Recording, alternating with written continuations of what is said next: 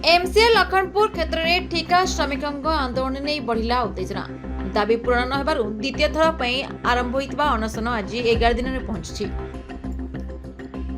सबुठार बड़ कथा हेउची अनशन करी करी असुस्थ हेले 4 जन श्रमिक सेमानकु लखनपुर गोष्ठी स्वास्थ्य केन्द्र में भर्ती कराइछि।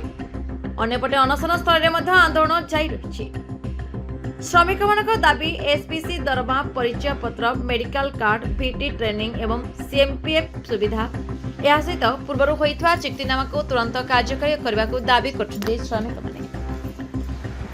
गुरुवार आंदोलन को आहरी तीव्र करी अनशन स्थल में पुणी बसंती सीताराम सिंह एवं सुभाष बेहरा पूर्व दिया प्रतिश्रुति गत जून मासरे निज दाबी नहीं श्रमिक माने अनशन बसिथिले। प्राय 13 दिन अनशन पर आलोचना होता एवं 15 दिन मध्य दाबी पूरण कर लिखित प्रतिश्रुति मिलता श्रमिक मैंने कहते किंतु श्रमिकों अभियोग प्रतिश्रुति को 1.5 मास अधिक समय बीतीगला दाबी पूरण होनी। तेणु प्रश्न उठुची लिखित प्रतिश्रुति पर भी कहीं पूरण है श्रमिकों दाबी।